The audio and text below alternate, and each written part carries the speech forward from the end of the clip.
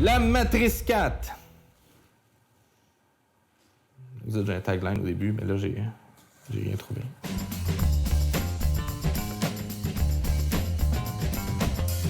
La réalisatrice Lana Wachowski perd son père et sa mère à 5 semaines d'intervalle.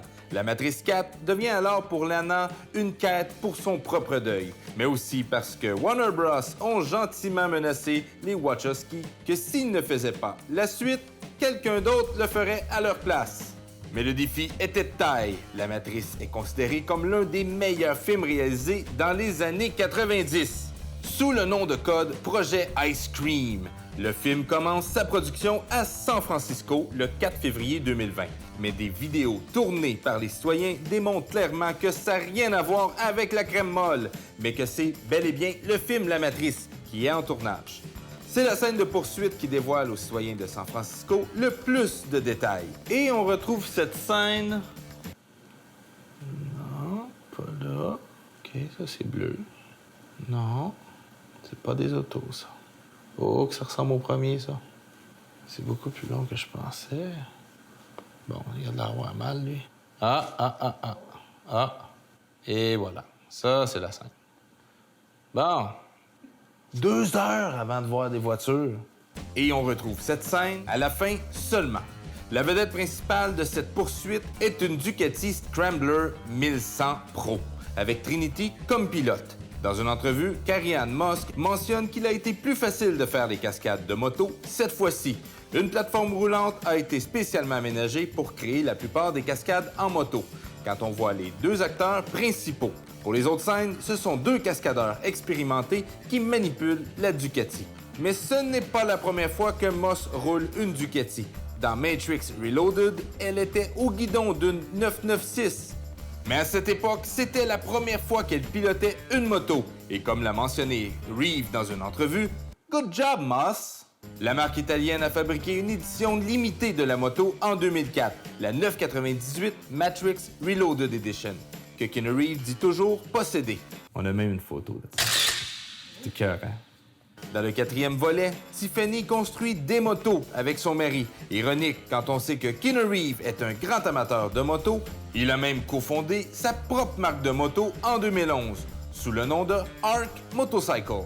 Des motos custom qui sont littéralement des œuvres sur 4 roues.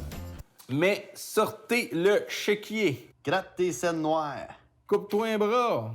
Vends ton rein. Sors tes REER. Mange du craft dinner le reste de ta vie. Va faire le trottoir. Je pense que c'est bon, là, on a compris. Ouais. Pour revenir à la seule scène de voiture du film, Mercedes a fourni à la production un G63 AMG. Question de s'évader de la matrice avec style, mais aussi avec l'absence de plaisir de conduire.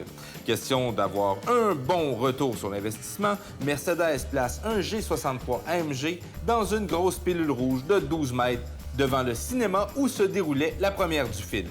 Retournons à la poursuite. Un Ford Bronco bleu 1992 fait aussi partie de l'escapade. Ce qui me rappelle une vieille pub de l'époque qui nous démontrait 2 choix de couleurs. Bleu ou rouge. Et pour finir avec nos vedettes sur 4 roues, cette Chevrolet Camaro 1987 qui se fait défoncer par un Chevrolet Tahoe. Une photo prise sur les lieux de tournage montre les carcasses de ces derniers. Par chance, ce ne sont pas des IROC Z 5 litres. Un modèle qui se fait rare et qui devient de plus en plus en demande. Et pour le top 5, j'ai sélectionné quelques petits clins d'œil intéressants. Pour ceux qui connaissent la matrice. Numéro 5. Dans le bureau du psychologue, interprété par Neil Patrick Harris... Pas son premier rôle de docteur, lui. Tu faisais quoi, là? Ben, Docteur Doogie.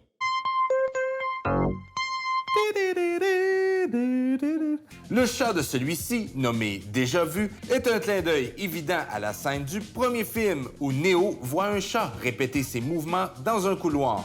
Après avoir été témoin de l'événement, Neo s'exclame « Déjà vu ». Déjà vu. Numéro 4.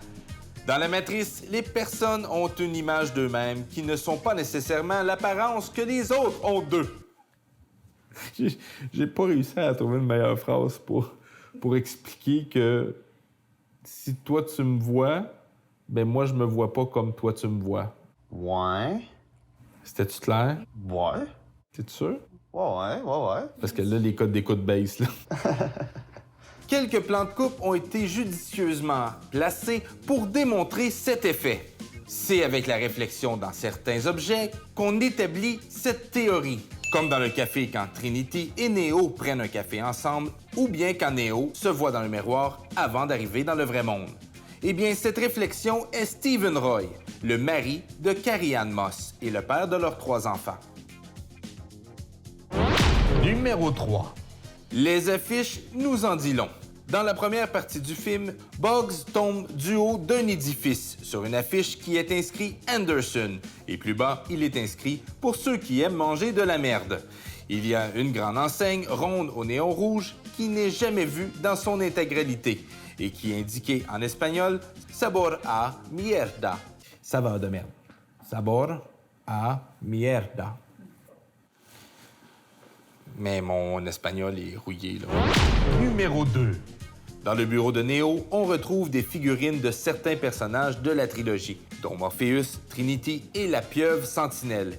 Il y a aussi une main qui fait un doigt d'honneur, un clin d'œil à la scène d'interrogation du premier film, où Neo fait le même geste à l'agent Smith. Neo étant un grand programmeur de jeux vidéo. Et il possède un trophée des Game Awards, daté de 1999. Bien sûr, les Game Awards n'existaient pas en 1999. C'est plutôt une référence au succès du premier film Matrice, sorti en 1999. Tu savais pas ça, hein? Non.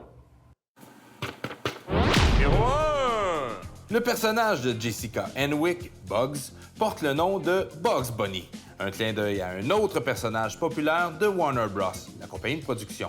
Il est aussi une référence au lapin blanc que Neo a dû suivre dans le premier film Matrix. Un autre petit clin d'œil, lors du combat dans le train, l'un des personnages porte un masque décoré du code informatique vert de Matrix. Les reboots sont devenus une norme au cinéma. On a vu dans les dernières années nombre de vieux succès revenir en salle sans même changer l'histoire, ou lui donner un twist un peu plus moderne. La Matrice suit cette tendance, mais grâce à son concept de vivre dans un programme informatique, il a été facile de tricoter une histoire qui se tient. Mais l'effet de surprise n'y est plus. Reste que cette suite était attendue depuis 18 ans. Et espérons un 5e qui nous décrochera la mâchoire comme en 1999. Le film n'a pas reçu le succès escompté. Sûrement qu'ils mettent ça sur le dos de la COVID. Le plus dispendieux de la trilogie avec ses 190 millions de dollars et des recettes timides pour les premiers mois de projection. Mais t'avais pas dit dans ton autre cinéparc que... Matrice 4 sera un succès commercial. C'est-tu clair, ça? Oui, mais il y avait la COVID. Il y a eu moins de monde, il y avait la COVID. Je sais, tu peux pas... C'est normal, là. Les critiques n'ont pas été douces à l'endroit de Résurrection, et le film n'est pas à la hauteur du premier, malgré des effets visuels de meilleure qualité. La fin ouverte laisse présager une suite, mais ceci n'est pas dans les plans pour l'instant. Une question demeure. À quand le prochain film qui donnera un nouveau standard à l'industrie?